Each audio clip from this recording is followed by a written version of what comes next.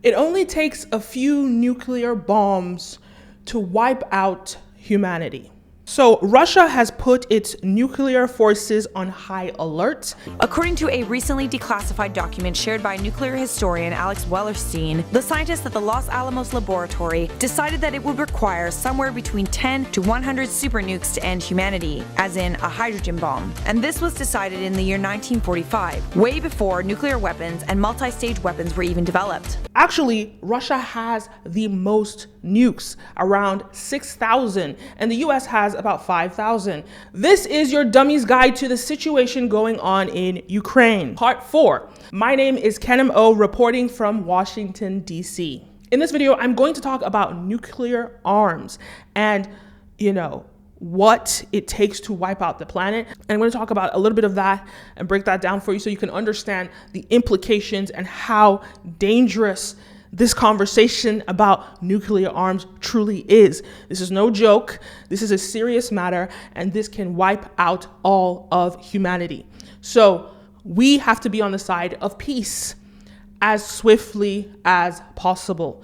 That's my stance. Let's look a little bit into the history of Hiroshima and Nagasaki. Fortunately for most of humanity, nuclear weapons have only ever been used in warfare twice, back in 1945, when the US dropped atomic bombs on Hiroshima and Nagasaki in Japan at the end of World War II. Here is a breakdown of how nuclear weapons can actually destroy humanity. It was believed in the 1980s that a global nuclear war could result in the planet being uninhabitable, but now scientists are certain that even a regional war could cause immense devastation and suffering across the globe. According to the scientific journal Earth's Future, even a war that only took place on one side of the planet, let's say in Asia, would be extremely problematic for someone living on the opposite side of the planet. Nuclear detonations would create firestorms, and those firestorms would create black soot. A lot of it, some 5 million tons. That black soot would end up in our atmosphere, our oceans, and drinking water. The soot that goes into the atmosphere would block out the sunlight, causing global temperatures to drop. On average, we would see a drop of 3 degrees Fahrenheit, with most of North America experiencing a 4 to 10 degree colder winter. This would cause a dramatic initial loss of plant life. Frost would cover the earth and would shorten the growing seasons by at least a month. This decrease in temperature of the earth could last anywhere between a decade to as long as 25 years. That's according to Michael Millis, an atmospheric scientist at the National Center for Atmospheric Research. So maybe you're thinking, nuclear winter might not be so bad. Canadians survive in ridiculously cold winter, so can everyone else. Other than causing global temperatures to drop, there's also another danger. On the flip side, deploying nuclear weapons could affect our ozone layer. It is estimated that there could be an 80% increase in the sun's radiation after the ash would heat up the stratosphere and accelerate the chemical reactions that destroy the ozone layer. This, combined with the soot and a drop in global temperature, would destroy ecosystems all over the globe, on the land and in the sea. Humans, as well as other life forms, get their food from those ecosystems. Without it, a global famine is almost certainly inevitable, especially in poor countries. In addition to black soot, nuclear detonations would create radioactive fallout that would be spread across the globe through the atmosphere. These poisons would cause rates of cancer to skyrocket, as well as birth defects and genetic anomalies. Even the idea of dropping one nuclear bomb, that's going to affect, we're already dealing with climate change. Think about the Paris Agreement. This is working against that. This is one nuclear bomb can seriously affect this planet in a way that we should just not even entertain that conversation. Now, there are varying degrees of potency when it comes to nuclear arms. Now, some of you are probably thinking that nukes have come a long way since World War II, and you wouldn't be wrong. The most powerful nuclear weapon ever created, the Tsar Bomba, was detonated by the USSR in 1961. The blast it produced was 50 megatons. That's more than 3,000 Hiroshimas, or 10 times the total munitions used in World War II. Even if you'd stood 100 kilometers away, you'd have got third-degree burns. Now, I've got some very bad news and some slightly less bad news. The very bad is that Russia is currently developing a 100 megaton nuclear torpedo. That's double a Tsar Bomba. If one of those nuclear torpedoes hit New York City, then 8 million people would be killed. Russian machinery and logistics have failed in Ukraine. Take their missiles, for instance. The US says Russia has fired 320 missiles until now. 320. Most of them are SRBMs, or short-range ballistic missiles. Some of the launches failed. Some of the strikes were off target. Despite 5 days of war, Russia still does not have air superiority. Does this mean the Russian army is a paper tiger? An aggressive Putin is dangerous. A cornered Putin is even more dangerous. On Sunday, he ordered Russia's nukes to be on high alert.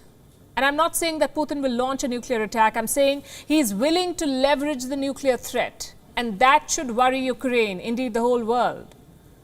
We still haven't seen the true might of the Russian army. If Putin feels he is losing, that may change. But at the end of the day, we are in a climate crisis, and right now is not the time for people to be threatening or even using nuclear weapons. This is not the time for. In fact, there's no time for that. And if it's because of land, which is really just because of ego and pride, let it go. Let it go. Stand down. On one side, I think it's very important for everybody to watch as much news from around the world as possible. Because if you're only consuming Western news, you're going to get a very skewed perception of what is happening. You know, I watch my news from India, from China, from Russia, from the US, and everything. And I can see the propaganda specifically on Western and the Russian side. So it's important to get a full picture. You need to get your news from everywhere. You also need to look at objective news outlets. And I've listed down below some of the sites that I get my news from. So there's a lot of gaslighting on the US side and NATO side when it comes to Russia. Now, we understand that Ukraine is part of the Soviet Union, and during the Cold War, it split away from the Soviet Union and became its own country, the second biggest country in Europe in terms of land, and it has a population of 44 million people. Now, here's the thing. In the previous episode, I also talked about the coup. The president of Ukraine was pro-Russia, and the Ukrainian people overthrew him. Now, and there was a coup, but the West is not referring to it as a coup. That is the definition of a coup. So it was certainly a coup. Now, when it comes to democracy, because I do believe in democracy, when it comes to democracy, if the people of Ukraine did not want him, they needed to wait till the next election. Now, there is conversation about how corrupt Ukraine is. Ukraine is a very corrupt country. So when it comes to elections, especially when you see those elections in 2014, that was not digitized. There was corruption going on there. People believe that it was skewed. Putin time and again talks about the holy ruse. He says Russians and Ukrainians are one people. 70% Ukrainians reject this thought. 72% consider Russia a hostile state. Today, 33.3% Ukrainians are ready to take up arms against Russia. 21.7% are ready to stage a civil resistance against Russia. 67% Ukrainians want to join the EU. 59% want to join the Nato. But now that the Russians are actually bombing the Ukrainians, I think that everybody will be against the Russians. So the US is gaslighting the Russians, right? Here, let me paint a picture for you. We all know about the long history, and I've broken this down in previous episodes through the Cold War, the long history and tension between the US and the Soviet Union and today Russia. I broke down the military alliance that was formed during the Cold War, which is NATO, all these Western European countries, as well as the US and Canada. Today, now it's 28 countries and the US and Canada. So NATO has been expanding and expanding and expanding across Europe. And what is happening right now is Ukraine, which is on the border of Russia, has been considering joining NATO. So has Sweden and Finland on the border of Russia. Now, as far as Putin is concerned, you guys are trying to form a military alliance at my borders. A military alliance. You guys are all joining NATO, and you're part of a military alliance on the Russian border. So in Putin's view, this is the US trying to invade Russia. That is his view. And so from his perspective, he could have stopped this a long time ago. He could have said, before you guys even got to Ukraine's border, Before you even got to Ukraine's border, I could have come in after you then, but I didn't, right? So as far as Putin is concerned, Ukraine, Finland, Sweden are not to join NATO. That is his stance, because if they join NATO, there's a military alliance that is on the Russian border. And when it comes down to it, at the end of the day, that is the Russian people defending themselves, their land, right? And whether or not I agree with Russia's system of governance or not, I can understand why the Russians do not want to be invaded by NATO. So this is their attempt to create a clear division, and let's remember, they have the most nukes. I'm sure when you calculate all the nukes across NATO, they probably have more nukes than Russia.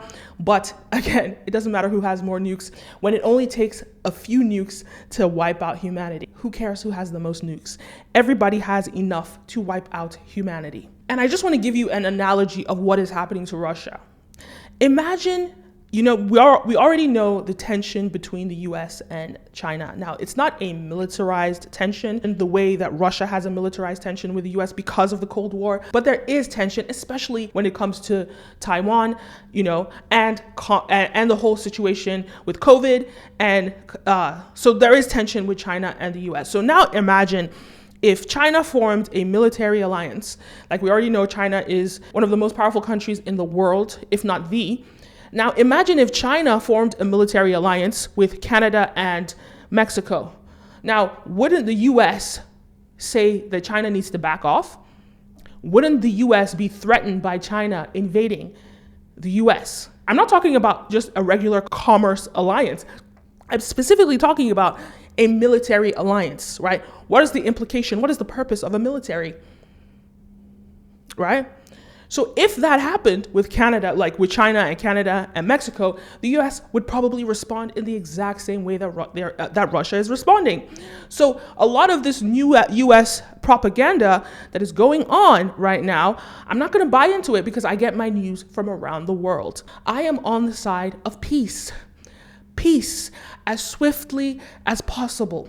I am on the side of peace that for the long run. So however we can get there sustainably, peace for the long run, I'm on that side. We need to save as many human lives as possible, irrespective of race, irrespective of ethnicity. Save as many human lives as possible. So let's ask this question. Why doesn't the US and NATO want to give up Ukraine? Specifically the US. Why doesn't the US want to give up Ukraine? Now, the US is trying to send an example to the world that is the most powerful country in the world in terms of its military and everything, right? It is the most powerful country in the world. Now, if the US gives up Ukraine, what is that going to make the US look like? Weak. In addition to that, China is watching very closely to see how the US responds to this. And this is going to help them with Taiwan, right? They're trying to figure out, is the US going to back down? And if they do back down, that means we have the power with Taiwan. Now, here's why this is problematic. I think that the US can still back down on Ukraine specifically, because Ukraine is not a part of NATO. It's not, there's no military alliance. The alliance is opposition to the East. That is what the alliance is. So there's no military alliance. So right now, what NATO and the US can do is let Ukraine give in to Russia, right? Sacrifice the country of Ukraine, not the people. Stop killing more people in Ukraine. Sacrifice Ukraine to Russia so that Russia isn't threatened to start using nukes. Because if we play this game of nukes, we'll wipe out the whole planet, right? So just give it up. And when it comes to China, you can still put extra pressure on China when it comes to Taiwan. This is what I think is best for humanity. Because right now, it's a land grab, right? This is ego, and this is about a land grab right now. This is about who is the most dominant. This is about trivial things that could wipe out humanity. I am on the side of peace as swiftly as possible. And in addition to that, this idea that it only takes a few nuclear bombs to wipe out humanity, no country should be allowed to possess nuclear weapons. This is absolutely absurd. These European countries have been placing sanctions on Putin, one after the other. They removed him from the SWIFT banking system. And that's going to put a lot of pressures on him because it's going to be difficult for him to get international transactions. And also, this just in, Switzerland, Switzerland, which is famous for, being neutral when it came to World War I, World War II. Switzerland is famous for being neutral. They have just placed sanctions on Putin. Now, I think what is very clear to everybody is when you're talking about nukes, when you're talking about potentially making humanity extinct, nobody's on your side. You're not on the side of the people. This unprecedented move from Switzerland is very serious and impactful because it just shows us how serious this situation truly is. Russia threatening nukes, this is absolutely unacceptable. So Russia is working on alternative banking systems, and I think it's quite interesting that they didn't think about this. They didn't plan this out in advance, right? Why would you? Because of course they're going to remove you from the SWIFT banking system. But at the same time, look, these countries trade with each other. Russia provides a lot of natural gases to Europe. So even though America is trying to flex its muscles with NATO, America has nothing to do with the natural gases that the European countries need, especially in the middle of winter. They have nothing to do with that, and they're not considering that. So this division with Russia and Germany, Russia and these European countries, it's a big deal because Russia provides a lot to them, and also them removing him from SWIFT banking means that it's going to be difficult. But at the same time, Russia does have a lot of allies outside of, the Western countries and Western ideology. Russia is not being alienated as the way the American media is trying to depict it. And people need Russian resources. So they're going to find how to make those payments to Russia. Now, Russia and Ukraine have started having peace talks. French President Emmanuel Macron has spoken to the Russian president. The 90-minute-long phone conversation between the two leaders comes shortly after Emmanuel Macron spoke to Volodymyr Zelensky, the Ukrainian president. In his conversation with the French leader, Vladimir Putin has set conditions for a settlement of this conflict. The Russian president has demanded recognition of Russian sovereignty over Crimea, demilitarization, and a neutral status of Kiev. As per reports, Vladimir Putin told Macron settlement around Ukraine is possible only if Russia's legitimate security interests are unconditionally taken into account. Putin said that the Russian side is open to negotiations with the representatives of Ukraine. The French president expressed hope for early resolution of conflict through dialogue and negotiations with Kiev, and urged Vladimir Putin to spare Ukrainian civilians and civilian infrastructure. It's important and it's a good sign that they've started these peace talks, and as quickly as possible. I do believe that we need peace as swiftly as possible. Anyway, those are my thoughts. Let me know your thoughts. Leave a comment down below. Don't forget to like, follow, subscribe, all the above. My name is Kenim, and see you next time. Peace. World peace. Please.